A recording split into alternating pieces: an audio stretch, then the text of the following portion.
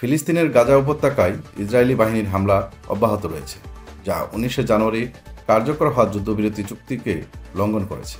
18 March থেকে শুরু হওয়া এই হামলায় এখন পর্যন্ত 400 জনেরও বেশি ফিলিস্তিনি নিহত হয়েছেন, যাদের মধ্যে প্রায় 200-এরও বেশি রয়েছে শিশু।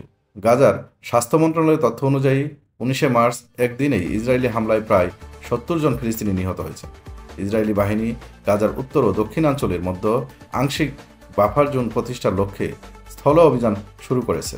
ইসরায়েলের প্রতিরক্ষা মন্ত্রী ইসরায়েল কাটস গাজার বাসিন্দাদের উদ্দেশ্যে সর্বশেষ সতর্কবার্তা জারি করেছেন, যেখানে হামাসকে ক্ষমতা থেকে সরিয়ে দেওয়ার আহ্বান জানানো হয়েছে। তিনি বলেছেন, যুক্তরাষ্ট্রের প্রেসিডেন্টের পরামর্শ মেনে নিন, জিম্মিদের ফিরিয়ে দিন আর হামাসকে সরিয়ে দিন।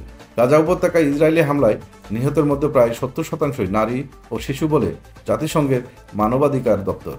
নিহতের মধ্যে 5 থেকে 9 বছর বয়সী শিশুর সংখ্যা 44%। গাজায় চলমান সংঘর্ষের ফলে খাদ্য, সুপেয় পানি ও ঔষধের তীব্র সংকট দেখা দিয়েছে। প্রায় 20 লাখ ফিলিস্তিনি একাধিকবার বাস্তুচ্যুত হয়েছে। আন্তর্জাতিক সম্প্রদায় ও জাতিসংঘের নিরাপত্তা পরিষদ থেকে বারবার যুদ্ধবিরতির আহ্বান জানানো হলেও ইসরায়েলি বাহিনী তাদের অভিযান অব্যাহত রেখেছে। গাজায় ইসরায়েলি হামলার জেরে ইসরায়েলের বিরুদ্ধে গণহত্যা মামলা দায়ের হয়েছে। জাতিসংঘের আদালত ইন্টারন্যাশনাল কোর্ট অব জাস্টিসে গাজা উপত্যকায় চলমান এই সংঘর্ষে মানবিক বিপর্যয় ক্রমেই তীব্রতর হচ্ছে, যা আন্তর্জাতিক সম্প্রদায়ের জন্য গভীর উদ্বেগের বিষয়।